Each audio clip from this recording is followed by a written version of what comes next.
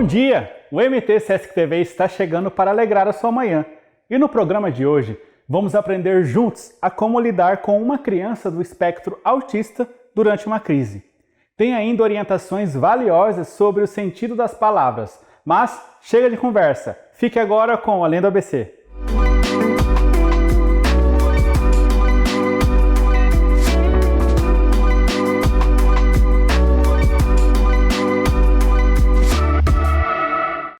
Olá, tudo bem com vocês? Eu sou Alcineia, psicopedagoga da Sesc Escola e vim falar um pouquinho com vocês sobre as crises típicas de autismo. Vamos lá? Então, pessoal, como saber se a criança está em crise ou é birra? Como que a gente pode estar conhecendo? Hoje eu vou citar alguns exemplos e falar, alguns fatos de crianças com crise e birra, né? Primeiramente, vamos manter a calma, né? A gente tem que manter a calma, porque se a gente ficar nervoso, a criança vai ficar nervoso também. Então a gente tem que passar aquela confiança para aquela criança ou para aquele adolescente, né? Quando a criança ela tem uma crise, um desconforto na desorganização, ou seja, a família ela precisa manter um ambiente saudável, né? Ela precisa preparar o máximo e antecipar tudo que vai acontecer naquele dia para aquela criança. Então tem que haver os combinados com ela antes, temos que conversar pausadamente, né, com essa criança antes de sair de casa. E assim ela vai conseguir fazer uma socialização agradável sem nenhuma crise. A primeira coisa que nós precisamos saber é que o autista ele tem muitas dificuldades em lidar com as emoções, né? Ele na hora que quando a pessoa chega perto dele, ele já fica nervoso, ele fica retraído. Então, primeiramente, a gente tem que trabalhar as emoções do autista, né? Tanto as boas quanto as ruins, independente, a gente tem que trabalhar isso aí, porque pode ser que ele comece com uma birra, né, e aí depois vire uma crise. E já chegou casos, pessoal, de a criança ter convulsões de tanta crise, né, que ela vai tendo. E aí as pessoas não entendem, acham que é birra e não é uma crise. E pode dar até convulsões. Tudo bem até aí? Beleza. O segundo passo, o que a gente tem que fazer? Precisa fazer, gente? Sempre chegar devagar, conversar pausadamente, usar frases curtas, né? O autista, ele não consegue chegar e já ir falando várias... Oi, tudo bem? Como que você tá? O que você comeu hoje? O que você estudou hoje? Então ele não vai entender. Ele vai confundir mais ainda a cabecinha dele. Então, usar frases curtas. Eu posso dar um exemplo aqui para vocês. Oi, como foi na aula? Você estudou? O que você fez? Então, assim, bem pausadamente e perguntas curtas, frases curtas, com que ele consiga entender e desenvolver a fala, né? Expressar a emoção dele. Tem alguns autistas, hoje a gente não vai chegar nesses fatores, né? Da receptividade deles, tem uns autistas que não é muito receptivo, mas porque não foi trabalhado o desenvolvimento dele ainda, mas todos eles são receptivos sim. Então assim, nesse caso e alguns que não consegue, né, é não verbal ou alguns que já é verbal, ele consegue transmitir. Os que é não verbal, ele pode transmitir a linguagem dele por imagem, porque o autista ele é bastante visual. Então, tem que ser trabalhado isso com ele, a imagem. Se ele está com sede, ele vai mostrar para você, né? Vai apontar a geladeira, ele vai ter uns cartãozinhos de água, ele vai falar que é água, ou ele pode puxar você também, avisando você, né, que ele está pedindo a água, ou algum objeto que ele está precisando. E antes de qualquer coisa, pessoal, a gente precisa respeitar a criança. Respeitar luzes, sons. O som ele pode desordenar a cabecinha dele, o barulho, e aí acabar dando uma crise também, né? Ele vai colocar a mãozinha nas orelhas, nos ouvidos e vai começar a dar crise também. Então a gente também tem que respeitar isso aí do autismo, tudo bem? E aí, né, nós temos os fatores, que é o sensório-motor, que é o emocional, muita informação chegar nele, igual eu falei, dando muita informação para ele, vai dar crise nele. E os eventos, né? Os eventos. O que a gente tem que fazer com o autista? Antecipar tudo que vai fazer com ele. Nada de sair de casa sem antecipar o que vai acontecer. Combinar com ele, ter rotina. E aí ele vai começar a se socializar maravilhosamente. Ele vai começar a interar com todo mundo. E aí a gente pode estar desenvolvendo várias atividades ao longo do tempo com essas crianças. Tudo bem, gente? Um abraço, um beijo. Qualquer coisa, estamos aí. Oi, pessoal, tudo bem com vocês? Espero que sim. Sejam bem-vindos a mais um Além do ABC e vamos juntos adquirir mais conhecimento. Vamos falar hoje sobre sinais de pontuação, os sinais básicos de pontuação e como eles podem interferir na ideia de uma frase. Vamos lá?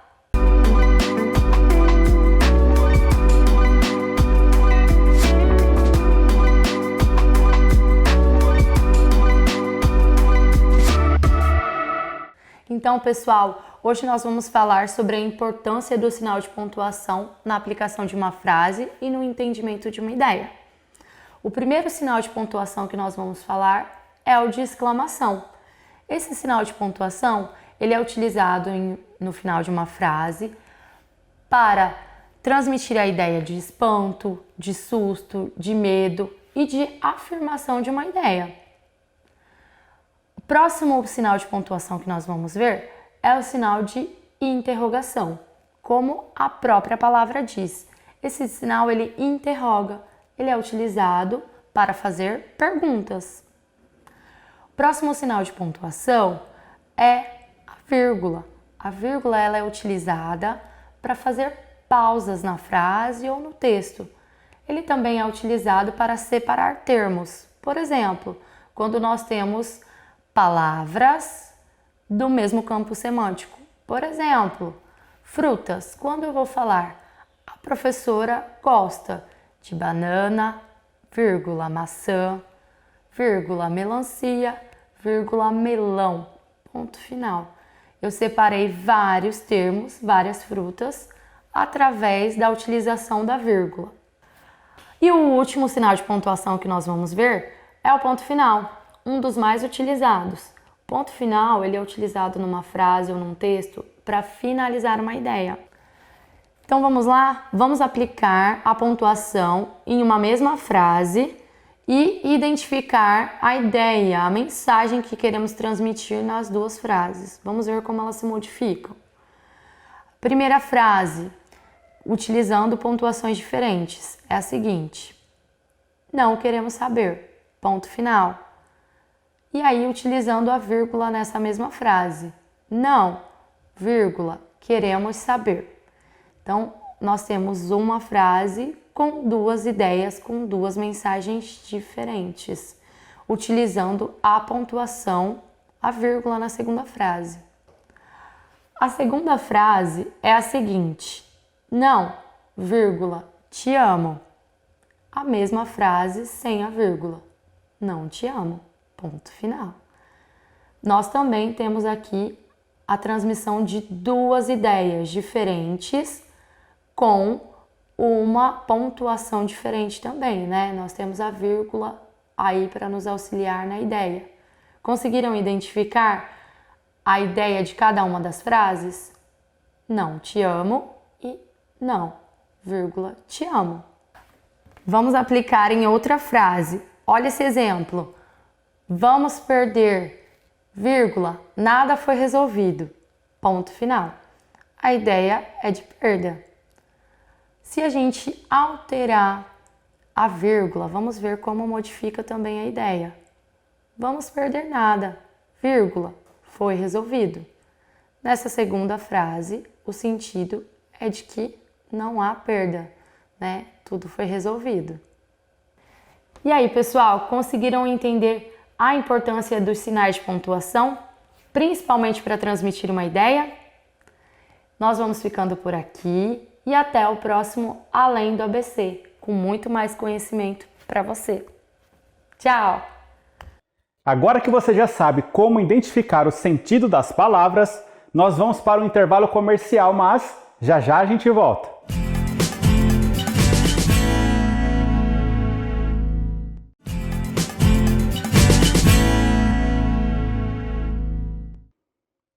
Voltamos, e para o segundo bloco do programa de hoje, vamos ouvir uma linda história? Me conta aí, você sabe como surgiram os vagalumes? Fique agora com o Clube do Livro.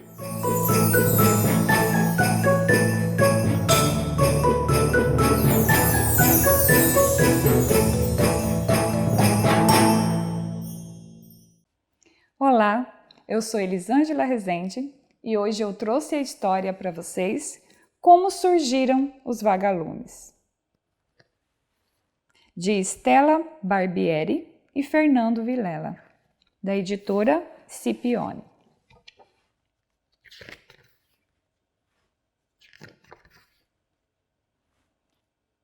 Era uma vez uma estrelinha que adorava pular entre as nuvens do céu. E ao ver os mirabolantes pulos da estrelinha, sua mãe disse: "Minha filha, não faça uma coisa dessas. Você fica pulando aí nessas nuvens, um dia vai encontrar um buraco no meio de uma delas e vai cair lá na terra. Aí eu quero ver você voltar." Ouvindo as palavras de sua mãe, a estrelinha pensou com seus botões: "Realmente, minha mãe tem toda a razão, mas eu vou dar um último pulinho, um pulinho mais esperto." Então a estrelinha olhou todas as nuvens do céu e escolheu a mais fofa de todas e deu um impulso bem forte e pulou. Quando ela voltou, dito e feito, tinha um buraco no meio daquela nuvem e ela foi caindo, caindo para a terra. Caiu estatelada na terra, ao lado de uma floresta. A pobre estrelinha ficou lá embaixo chorando, enquanto sua mãe do alto do céu dizia: "Minha filha, eu avisei você. E agora, o que vamos fazer?" E a estrelinha gritava: "Mamãe, me ajuda!" A mamãe estrela juntou todas as cordas celestiais disponíveis, jogou para baixo, mas ainda ficava muito longe. Chamou as outras estrelas, pediu conselhos, gritou, esbravejou, rezou, chorou. De nada adiantou. Não havia solução para ajudar a filha. Aquele era um dia de inverno e os animais da floresta estavam com muito frio. Quando eles viram aquela luz intensa produzida pela estrelinha, acharam que fosse uma grande fogueira. O elefante foi o primeiro a se aproximar da estrela, com aquele seu corpo elefantoso, dizendo: "Ai, que maravilha! Uma fogueira para eu me esquentar." "Eu não sou uma fogueira, eu sou uma estrela celestial." Sem graça, o elefante disse: "Desculpe-me, mas o lugar de estrela celestial, para mim, é lá no céu." "O que você está fazendo aqui?" A estrela contou a ele toda a sua história, como foi parar ali na terra. Falou da sua mãe, da nuvem, do buraco e tudo mais. O elefante ficou com muita pena e teve uma grande ideia. Vou te ajudar. Você agarra na minha tromba, eu vou correr, rodar a tromba bem forte e lançar você para o alto do céu. Então você vai poder voltar para perto da sua mãe. E foi isso que eles fizeram. O elefante aproximou a tromba da pequena estrela, ela se segurou bem forte e ele saiu correndo, sacudindo a sua tromba até que lançou a estrelinha lá para o céu. Acontece que o elefante estava meio fraco aquele dia. Ele não tinha almoçado nem tomado café da manhã, nem mesmo jantado no dia anterior. Aí a estrela, ploft, caiu de novo, estatelada na terra. E desta vez, quem se aproximou dela foi a girafa, que ao ver aquela luz disse: "Ai, que maravilha! Uma fogueira para eu me esquentar." A estrela, já desanimada, disse: "Eu já falei, eu não sou uma fogueira, eu sou uma estrela celestial." Então contou toda a história. Depois de ouvi-la, a girafa falou: "Olha, eu sei como posso ajudá-la. Você segura no meu pescoço, eu vou correr, então eu vou balançar o meu pescoço e lançar você para o céu." E foi exatamente isso que aconteceu. A estrela segurou no pescoço da girafa, que correu e jogou a estrela lá para o céu. Mas como a girafa também não estava forte naquele dia, a tentativa não deu muito certo. E a estrelinha veio caindo outra vez e ploft! Os animais da floresta já estavam em polvorosa com aquele clarão. Desta vez, quem se aproximou foi o porco-espinho, com aqueles espinhos bem penteados. Chegou perto e falou: "Ai, que maravilha! Uma fogueira para eu me esquentar." Nessa altura, a estrelinha já estava histérica e começou a gritar: "Eu não sou uma fogueira, eu sou uma estrela." E contou tudo outra vez ao porco-espinho, que acabou tendo uma ideia genial. E ele falou: "Olha, eu já sei. Você sobe em cima de mim e eu, como sou um lançador de espinhos excepcional, vou te lançar nos meus espinhos de voltas para o céu." "Mas os seus espinhos não vão me machucar?" perguntou a estrelinha preocupada. Não se preocupe. Você pode subir, suba com cuidado, que não vai acontecer nada", respondeu o porco-espinho. Ressabiada, a estrela subiu no porco-espinho. Ele começou a correr e lançou os espinhos lá para o céu. Mas a verdade é que os espinhos de um porco-espinho não vão tão longe assim. E a estrelinha de novo, ploft! Desta vez, quem veio correndo em direção à estrela foi um touro, fazendo uma fumaceira. Quando chegou bufando perto da estrela, ele falou: que calor gostoso dessa fogueira." E a estrelinha, que naquele momento já estava muito desanimada, disse: "Olha aqui, seu touro, eu não sou uma fogueira, coisa nenhuma. Eu sou uma estrela." Ela então lhe contou toda a história, dessa vez mais resumida, porque já estava cansada de repetir a mesma coisa tantas vezes. O touro ficou com pena da pobre estrelinha e queria ajudá-la de qualquer jeito e falou: "Você sabe, não é qualquer um que tem os chifres como os meus. Eles são muito úteis. Eu posso vir correndo e com uma chifrada eu faço você voar lá para o céu." de volta para sua casa. Você vai ver agora, vai dar certo. O touro distanciou muitíssimo e deu um impulso e saiu correndo e deu uma chifrada na estrela. E ela voou, mas foi um voozinho rápido. Não foi para o céu coisíssima nenhuma. De novo, ploft. E de repente começou a chover e a estrelinha falou: essa não, era só o que me faltava. Além de estar aqui, de ter caído várias vezes, agora começa a chover? Foi então que do rio que ficava ali pertinho, de onde estava a estrelinha, saiu um jacaré muito, muito, muito grande. E ele foi chegando perto da estrelinha.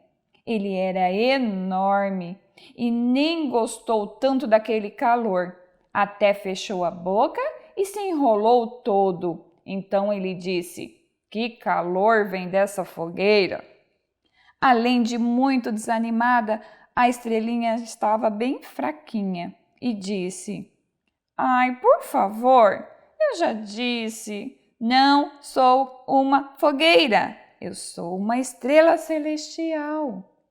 O jacaré arregalou os olhões e ficou ouvindo atentamente a história daquela infeliz estrelinha, que àquela altura já tinha ficado imensa com a participação de um monte de bichos.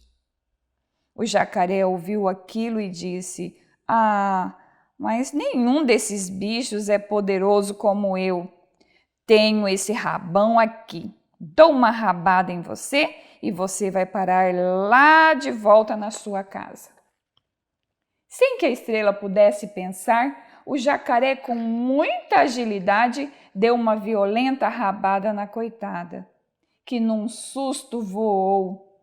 Mas voltar para casa que é bom, nada. Mais uma vez, ploft!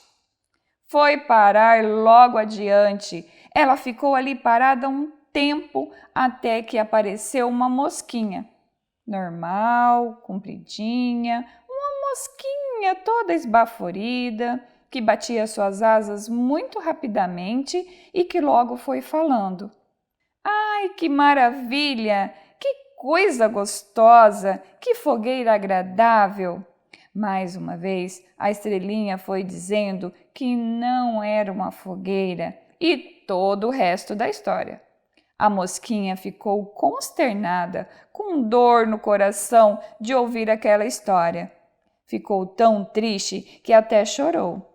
Concluiu que não conseguiria resolver aquele caso sozinha e chamou todas as moscas que conhecia. Elas fizeram então uma grande reunião moscal. Ficaram todas ali, zunindo e conversando. Cada uma dava uma sugestão diferente, até que uma teve uma ideia espetacular.